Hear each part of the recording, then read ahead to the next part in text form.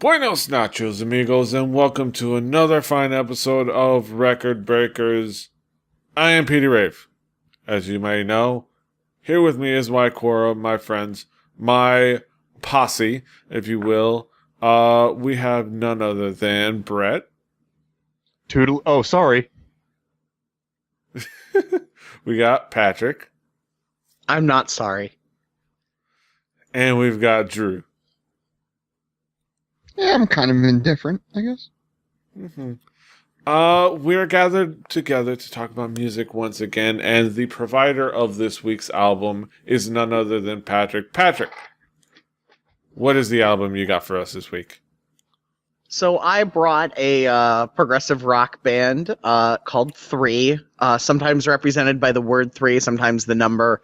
I'm not entirely sure which is correct because depending on which album you're looking at, that's what they represent themselves as. And their album, The End Is Begun. This is sort of middle of their career. I think it's some of their best, and that's why I picked it.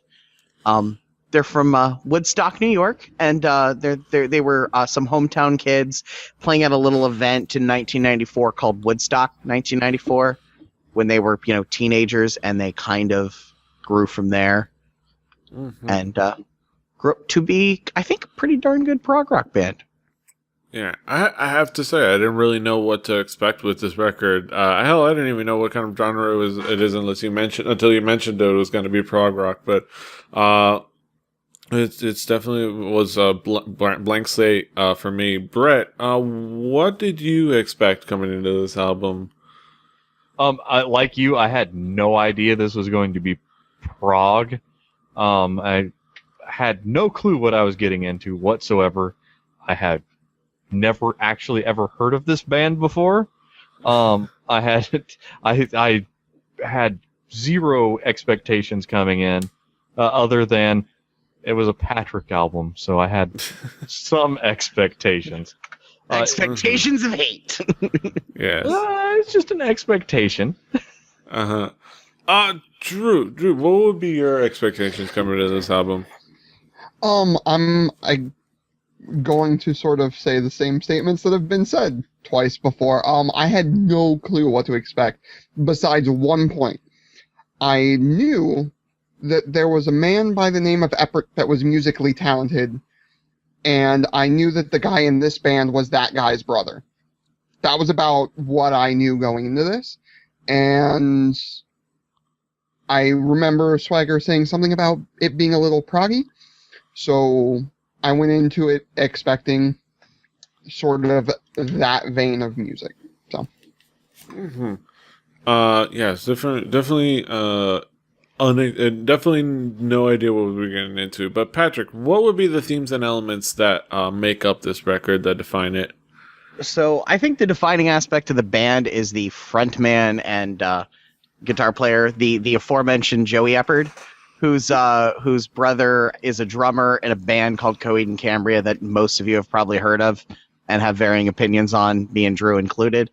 And I assume everyone has an opinion because first two records maybe. Joey is a guitar player, unlike his brother, who's a drummer and sometimes quite awesome rapper.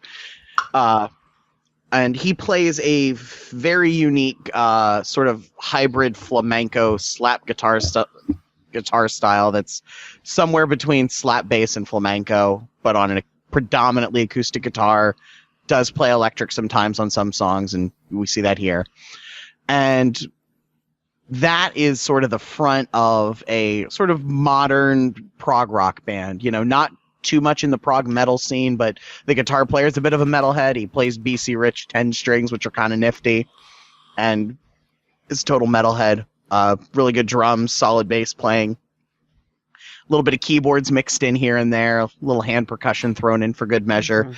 It's if you are familiar with like Porcupine Tree, like that sort of vein of prog rock, where it's not particularly metal and not particularly like old school like Rush or King Crimson, but definitely influenced by that kind of thing. Yeah, it's definitely a very complex and kind of dreamy kind of sound. It's very interesting, to say the least. Brett, what would be some of the themes and elements that stood out for you? They had very, very good drums. That is a thing that really stood out. The drums were very good. Their vocals, or more so the lyrics, weren't as good as the drums. It's like it was hard to follow. I knew what they were going for, and I knew that they were going for what they wanted. They achieved what they were going for with the production of this album. But the vocals were okay. The lyrics were kind of out there. But they sort of had like a little bit of a chicken foot sound. Like if you had like the drums of Chicken Foot, but you had like not a Satch and not a Sammy Hagar, you just had the groove of Chicken Foot. There was some of that going on at little sections of this. Like the that is the not heavy metal prog rock part that really stood out. Mm-hmm. Yeah. Drew, what would be some of the themes and elements that stood out for you? Brett is not wrong. The drums here are really, really solid, really, really cool. With this type of music, I think they need to be strong. You're dealing with a lot of sort of changing time signatures and weird composition, so you have to have a solid drummer, or else everything's going to get lost. This effort, his guitar playing, in my opinion, was fantastic. It was really, really cool. Something you don't really hear that much in this style of music, that sort of weird flamenco, like finger pickies sort of style, I really, really sort of dug. The weird part to me, though, is that when I think of like the newer prog stuff, your Coheeds, your Mars Volta, stuff like that, I think of weird stories. And to me, like Brett, the lyrics themselves fell by the wayside for me. Not that like I had any feeling towards them one way or the other, but just that I didn't have any feeling of them one way or the other. The vocals, like Joey's actual vocal delivery, pretty solid. The lyrics were just kind of there because I felt like they sort of felt like they needed lyrics there, which is fine. There's a lot of bands that do that, but this band really, to me, is strengthened by its composition and its tightness, and not so much the lyrics or anything, that the story that they're trying to tell, because I couldn't really tell if they were trying to tell one or not, to be fair. Yeah, Patrick, what would be some of the kind of the key tracks to hone in on? What are some of the important tracks to define this record? So, unlike most of our albums, I'm not going to pick the opener, which is good, and I think you get an idea of what Joey Eppert does as a guitar player, because it is predominantly just him flamencoing the fuck out. And start with the second song, which I think is like the first real song on the record, The End Is Begun, on the sort of title track. I think, like, to me, this is Three's sound. You know, you hear the flamenco guitars always present, and sort of being very percussive and yet still melodic, but then the, you know, sort of hard rock proggy electric guitar on top of it. And again, like I think the drummer is he has one of the best like kick drum grooves I've ever heard in this style of music. Usually prog drummers get a little too technical for their own good, and it's amazing to listen to, but sometimes they lose the groove, and here you don't see it. It's solid the whole way through. He does some cool stuff. It always has a good feel to it. Other tracks, All That Remains, I really like. I think it's a really good song from a just sort of it's like, you know, a kind of a song you can kind of sing along to if you're at a show. And that kind of makes it strong. And just, I think my favorite song on this album, and maybe my favorite song by the band, comes near the end, called These Iron Bones. If you want to know anything about their lyrics, when they introduced this song, they said, "We wrote this, we have no idea what it's about, it's called These Iron Bones," and then they played it. They have no idea, I don't know what they write about, but it's just a really cool, you know, kind of heavier prog song, and the vocals just, every single time, I love it. So those would be the big ones for me, and maybe a hat tip to The Last Day, which is the like, the soft one at the end that gets really, really proggy in the middle with, weird hand percussion and guitar solos. Mm-hmm. Brett, what would be some of the tracks that stood out for you? Well, I'd like to second some of those. The opening track on Record Breakers did not really stand out as much as really some of the other tracks. The track Battle Cry was the one that got me the chicken foot feel. It was only like half the track because it's a prog album. Things move, things change, things shift.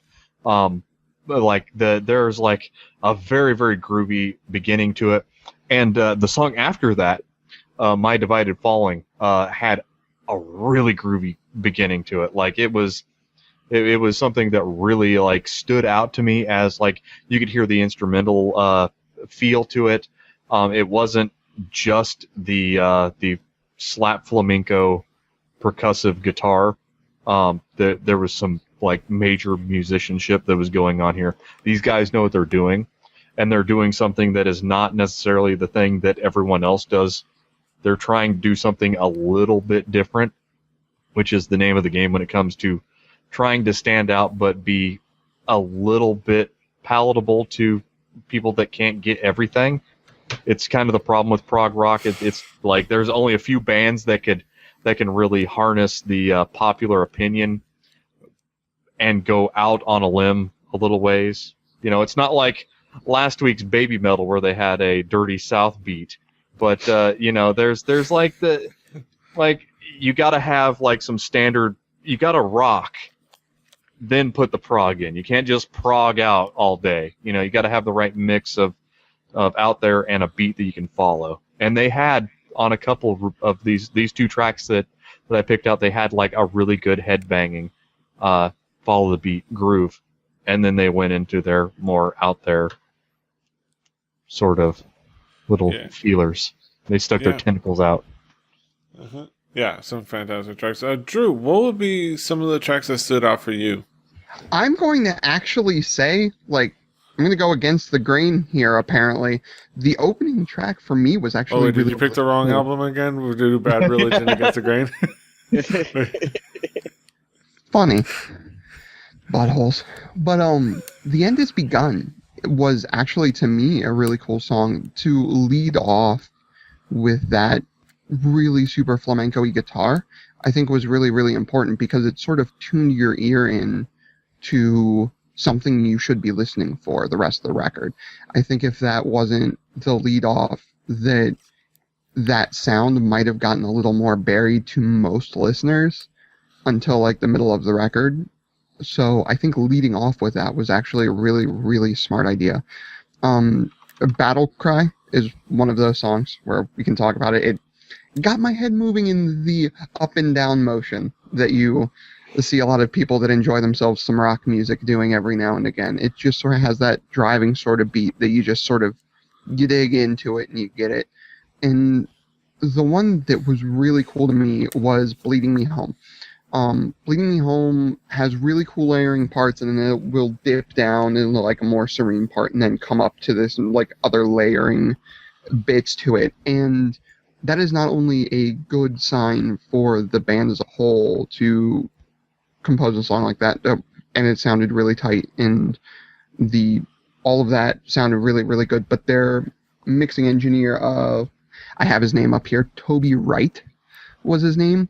To mix that well and to not have anything be lost when it's switching up like that can be sort of a difficult thing, and he, I think, did it really, really well there. The album, like those songs to me really, really are what stood out for this record as like sort of bits and pieces to give you an idea of what this band really can do. Mm-hmm. Yeah, those are some fascinating tracks, I have to say. Let's bring it back around the horn. Real quick, Brett, what would be kind of your thoughts on the album as a whole? The album is not going to be for everyone. We've come to this a couple of times with something that's proggy. If you're a lyrics guy, if you're down just for a headbanging beat and a good hook, this isn't for you. But if you want to see the piece of art that some musicians got together and they decided that this is what we want to put out, this is what we want to be, this is that kind of album. You can listen to these guys. The quality of the production tells you that the musicians had a hand in it. They knew what was getting released, and this was what they wanted us to hear. Go out, listen to it once. If you can't get through the first half of the album, you at least tried. But if you get through the first half, the second half's not going to let you down. Yeah, Drew, what would be your thoughts on the album as overall as a whole? I sort of buried the lead at the beginning. I'm doing this the opposite way. I did this with the other album I'm going to reference. My final thoughts on the album was, I'm going to be honest, a lot of the times when albums get brought up here, I listen to the album, I review the album, I think about the album, but I really don't go back. And there was one band before this where I decided after the recording, I was like, I'm going to keep following these guys, I'm going to keep updated, I'm going to keep my ear open for them, and that was Bad Rabbits. Up until this point. This band, I don't know how I didn't see them before. I'm a fan of the Deer Hunter, I'm a fan of Coheed, I'm a fan of Mars Volta. These guys hit those notes in very different ways, and was really a lot of fun. The lyrics aren't what those other bands do, but the music is very much there. My thing is, there's certain types of music, and there's certain bands that are very much more for musicians, and other people are not going to get them as much. And I think this is one of those bands where if you're a musician out there, give them a listen. I think it's worth it, and you'll be surprised at what you find. Mm-hmm. Yeah, it's very, very well done, very well played. Yeah, the musicians. It's kind of like the wrestler's wrestler, or the baseball player's baseball player. Yes. The musician's Yes. musician. Which is a fascinating way to kind of put it out there. Patrick, what would be your thoughts overall about the album? Sometimes I think that prog rock is a dying art, and these guys remind me that there is still new things to do other than trying to sound like Rush or King Crimson or Yes or something, or Dream Theater for that matter, as everyone tries to sound like these days. They have a unique sound. I think the flamenco guitar element it makes it different than anything else I've ever heard in terms of like progressive rock. It is in the same way that Jethro Tull had a guy that played flute. These guys have a guy that plays like really cool percussive flamenco guitar. It's different and interesting for it. And I think this is their most complete album. The one before this, Wake Pig, I really, really, really like too. It's a little more young and trying shit, where I think this is more of just let's make a rock album. And I've not heard their newest one from a couple years ago, but I will have to. And they're still one of the best live shows I've ever seen. I've seen them twice. They play this tight live, and that any band that can do that impresses the hell out of me. And I guess that's the musicians thing that Drew was talking about, that like execution, I think kind of it's if you care about the execution of music and how well it's put together, this is a really good band for you. If you like progressive rock music and you've never heard of them, like, go check it out. You will probably find something to enjoy here. Mm-hmm. Yeah, Brett, you had a thought there. You were reaching for your microphone. Word. As somebody who listens to progressive rock of the older kind, I can see what they drew from the older style and what they added to. It doesn't have to be everything that you want, but if you're a musician, listen to this. You can pick out where the good is. Yeah, it is fascinating to look at it that way. Now we have our thoughts. Now we've concluded our complete thoughts. Now we go to our fun little experiment we do at the end of every episode, our main event of the show, what we've all been waiting for, our haiku reviews. I will start with Drew. Drew, what is your haiku? Would you look at that? An effort by a new name. Still interesting. Mm-hmm. Brett, what is your haiku? Prog-Rock to a fault with slappy hand guitar strums. This album sounds new. Mm-hmm. Mine's complex prog rock sounds. Played exceptionally well, though not memorable. At least not to me. And Patrick, what would be your haiku? Flamenco guitars, kick drum patterns to die for. Such a damn good band. Mm-hmm. Of course, that is our episode of our review and our episode for 3. Go out there and listen to it. If you want to play along at home, remember to check out our playlist. I know we have it on Spotify. Let us know where else we can curate a playlist for you. Tell us at recordbreakerspodcast@gmail.com. Next, if you can listen to this album, you can also listen to their next album. Next week's album is brought to us by none other than Brett. Brett, what do you have for us next week? Okay, we're going to do things a little bit differently. This is going to be probably, I think, our first compilation album, but it's kind of different. We're going to do the album 22 or 23 songs that weren't good enough to go on our other records by NoFX, which is going to be hard to find, so just find 45 or 46 songs that weren't good enough to go on our other records, and listen to the first 22 or 23 songs. The other CD were 2 EPs put together, so we'll just do the first album of that, and you'll get some stuff that made it onto Punkaramas or Live Fat and Die Youngs or that kind of fare. But it's fat music for fat people. Yeah, that kind of stuff. So that'll be a little different, but it's something from my younger years that I want to bring back. Mm-hmm. It's going to be interesting to talk about that, and I think I actually have that on my iTunes, so it's going to be I'm going to go just launch iTunes and start listening to it as soon as we stop. But that is for our next episode. That is all for us. You can find us all over the internet. Patrick is at Swagger. Brett is at Hibbity Bibbard, HIBBY Drew is at XDrewCipherX. I'm at PD Rave. The show's 4 Record Breakers, number 4 Record Breakers. RecordBreakersPodcast.com, RecordBreakersPodcast@gmail.com, Stitcher, iTunes. Subscribe, share, comment. I know. Give us some feedback. We got our first spiteful comment on our YouTube page, which is fun. It's like we got our first hater, which is nice.